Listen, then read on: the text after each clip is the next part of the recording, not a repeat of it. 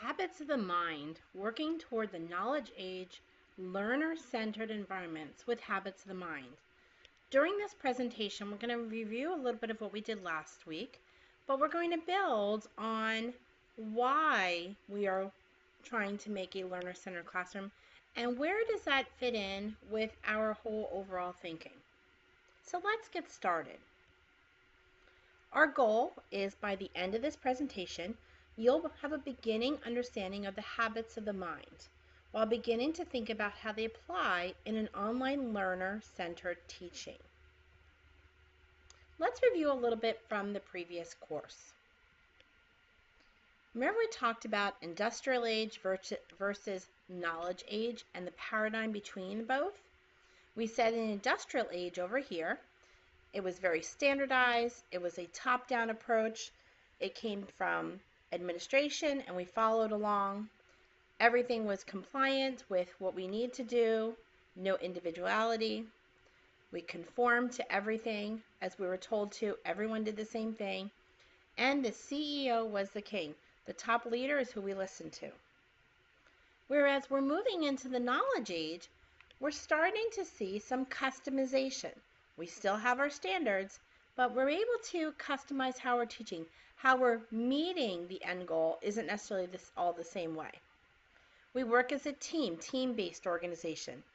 Initiative, we make our own initiatives rather than being compliant. Diversity, you can change things in your own room compared to the one next to it. You may have the overall same goal, but how you get there may differ. And today, customer is king. The student is who we're trying to meet the needs for, not necessarily the CEO. So I would say we're pretty much in a mix right now. We still have a lot of the industrial age, but we are starting to get quite a bit of the knowledge age too. So if I were to draw a line, I would probably do it right about here. I would be going back and forth right there. Let me give it darker color so that you can see that better. But it would be a way that so I would say right in here. And I'm not doing a straight line because it goes back and forth. It's not necessarily right there or right here. So let's continue on.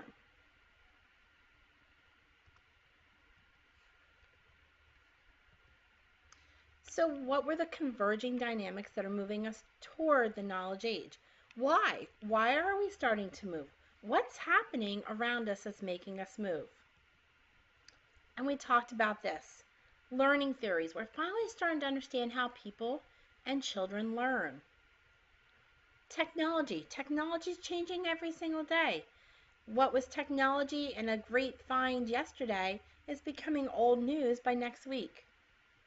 And then lastly, the global needs. What is needed to be successful today? And remember we talked about the difference between the plumber and the doctor? They have the same skills. So those are the skills, those are the global needs we need to teach. And that is coming together into one classroom.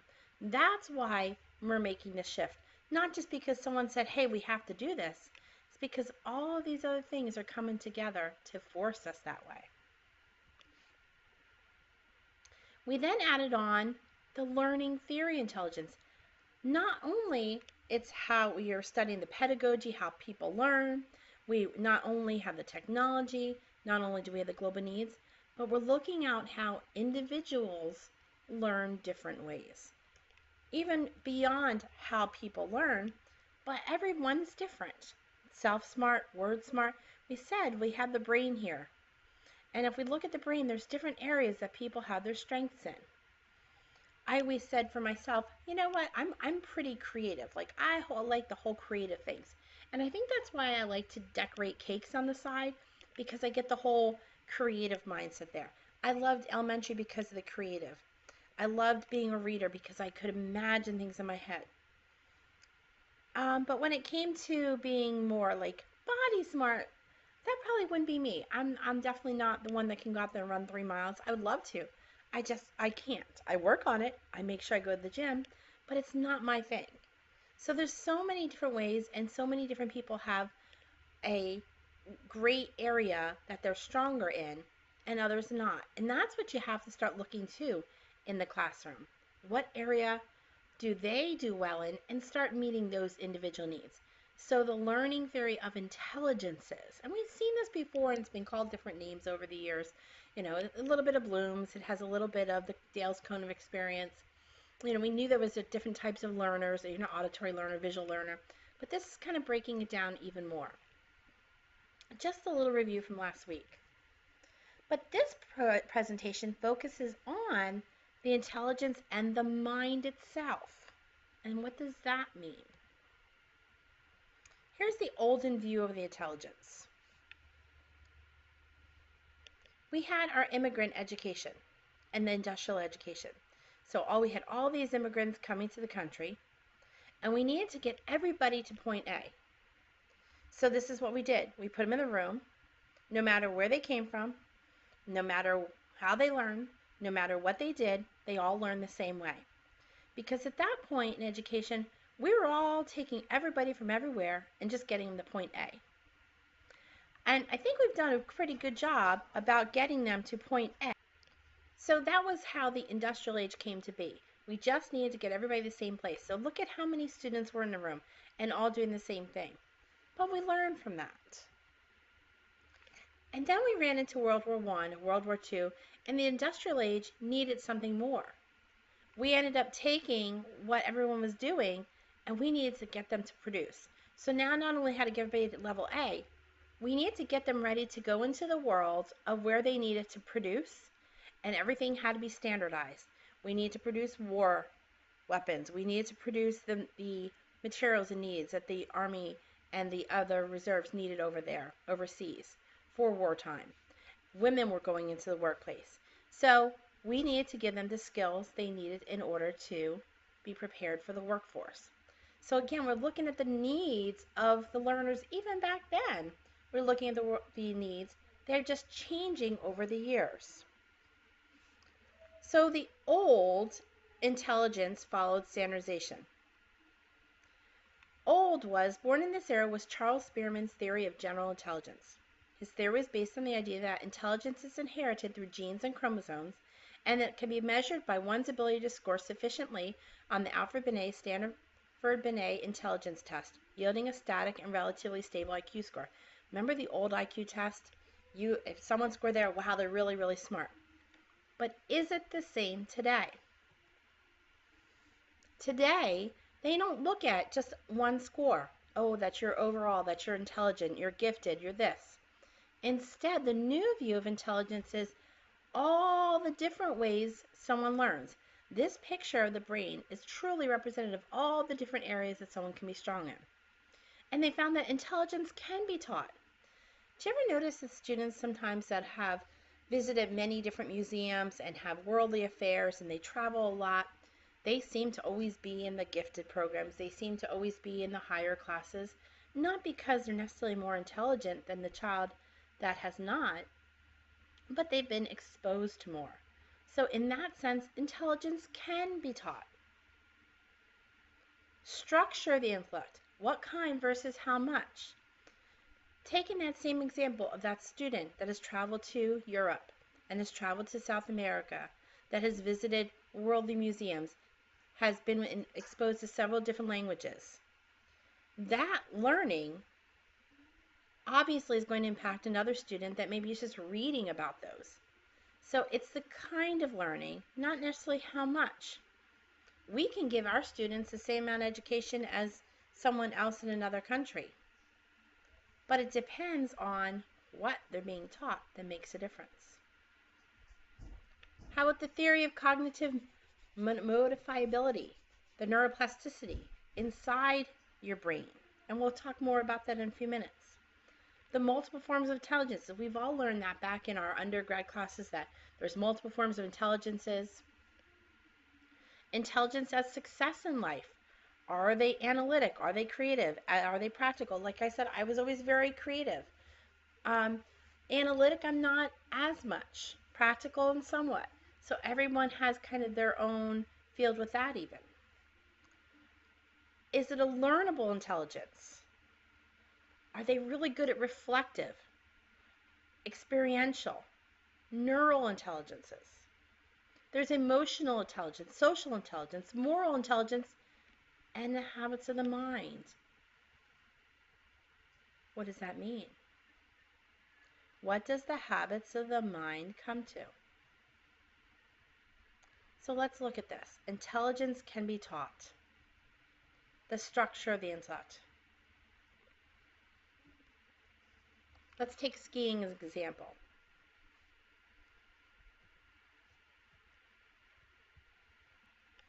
So we have adults up here. Let's say it's a 40-year adult learning how to ski. And we have students down here that are learning how to ski. This does not mean that the 40-year-old is not as smart as the children. They're just learning at different times. It doesn't affect your intelligence at all. It's what they were exposed to. These children were exposed to skiing at an early age. This adult is maybe being exposed to learning how to ski at an older age. Again, it doesn't reflect on top of the intelligence. It's just what they were taught, how much they were taught, and what they were taught, going back and forth. So we find that now as adults, we can grow and learn. And even though they say that a lot of our intelligence is learned by a certain age, it's the neuroplasticity. Our neurons grow and they stretch and they change and they're able to learn the entire life. Doesn't matter when, it's still there. We now know by our scientific research that we're able to continue to learn as adults and it doesn't just stop.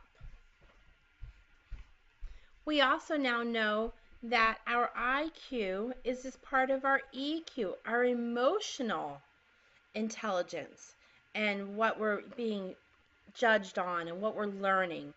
So there's multiple forms of intelligence. It's that analytic, creative, practical piece we talked about. It's the reflective piece, the experiential, the emotional, and social intelligence. It's all of these. So even though in the past we used to look at just the tip of the iceberg, we never looked at everything else below and underneath. And that's really what we have to look at. So we have the moral intelligence and our habits of mind. Some people make really good decisions about themselves. They know right away to choose right over wrong. You have people that right away are more conservative in what they choose to do. There are people that right away that they just know to not try something or not do things. So some people are strong in moral intelligence and others are not. They're more, oh, I'll try it and see what happens. Or they may not have that little subconscious saying to them, that's probably not a good idea. They have to learn it first that it's wrong before they learn that it is wrong. So we have the see no evil, hear no, say no evil.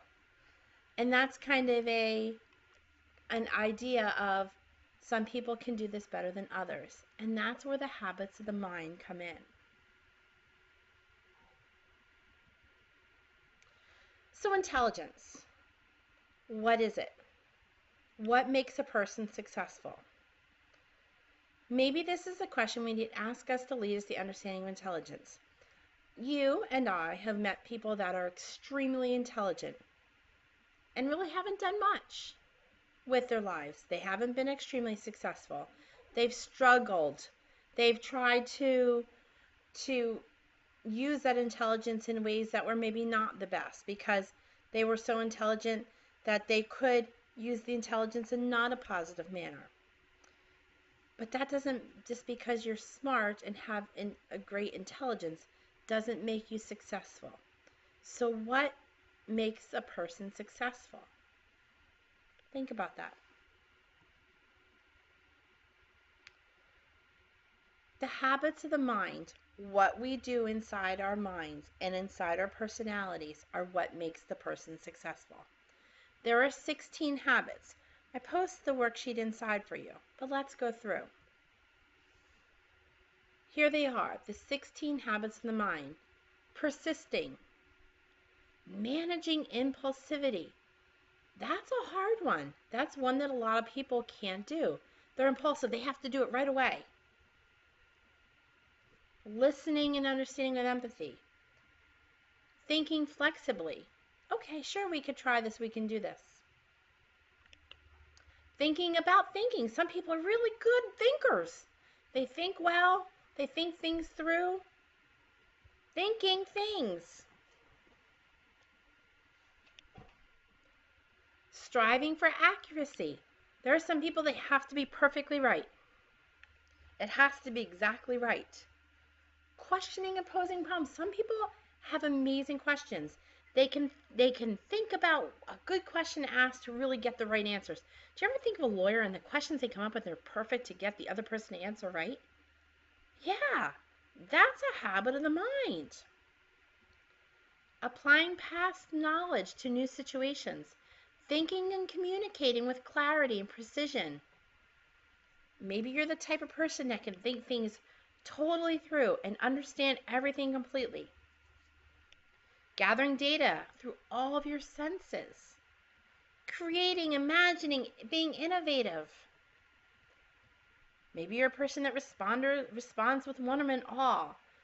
People just love to listen to you talk because it's amazing what you have to say. Maybe you're a person that takes responsible risks. We do need good risk takers out there. Maybe you're someone who finds humor in things. You think interdependently. You're good to collaborate with others. Or you're good to remain open to continuous learning.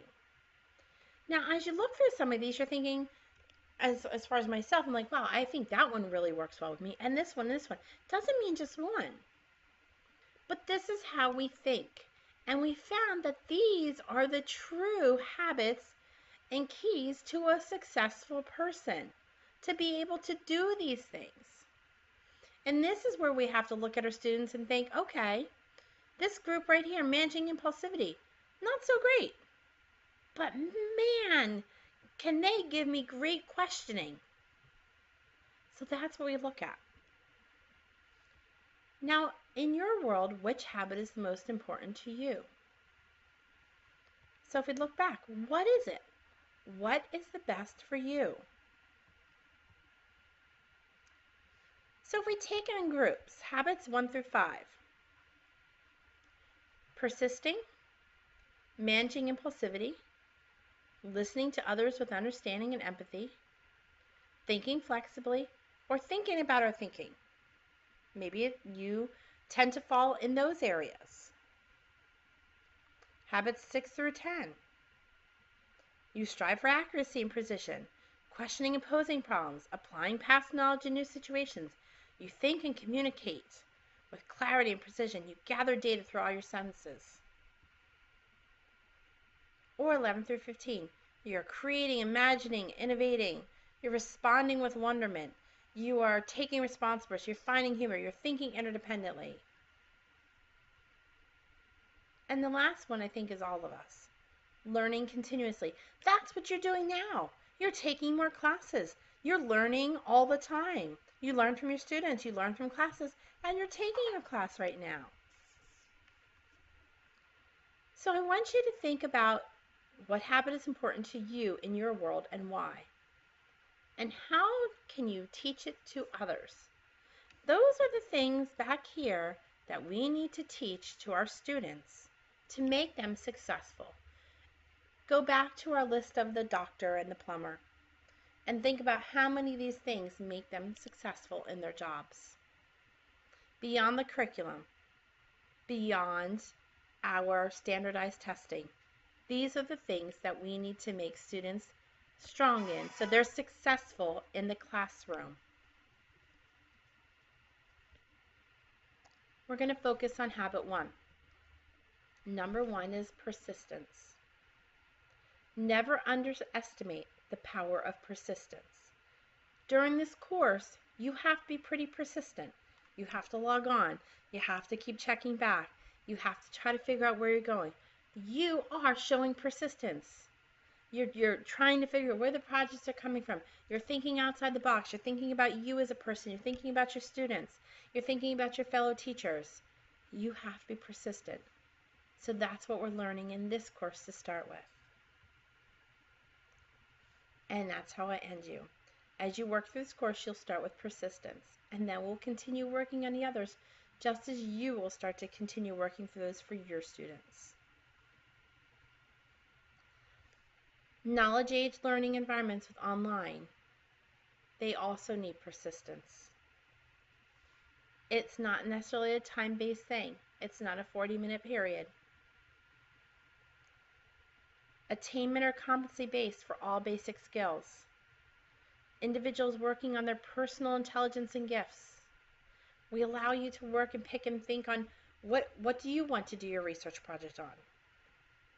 Problem-based and work on real projects. Learners working with teachers and subject matter experts. Mastery learning. Level up. Remember we talked about how it used to be called contract work, and we were talking about the layered curriculum. It's another great way to have persistence. And if they keep persisting, they're going to move further and further in the curriculum. Presenting information in different ways. Differentiating your instruction. Creating resources, projects, webquests. And the other thing, going back to it, and it's in here twice, is the subject matter. You don't always have to be the expert. Let them learn from others. Be persistent in their own education. So all of these in this one course is teaching you some of those skills for successful learners. We can begin to implement the knowledge age environment within our industrial design by teaching those habits in our own classrooms. Through the blended learning, we talked about that last week, how we can meet those needs inside the blended room, and the flipped classroom that we talked about, and through gamification, or even online 100% of the time like we're doing. So what do you need to make these types of online learning models work? We talked about the TPACK. We need to know the pedagogical, we need to know the content, and we need to know the technology. With the habits of the mind. So as we bring our curriculum, we bring the knowledge of our students, we bring the technology to that, and we start to teach those habits in our classrooms, we are teaching them to be successful learners in the future. So as you go through this week, you're going to be learning more about the habits of the mind, and we'll continue through the next couple weeks. And we'll continue our research and doing a research project. Think about, as you're doing your research project, what skills in those habits you might be hitting.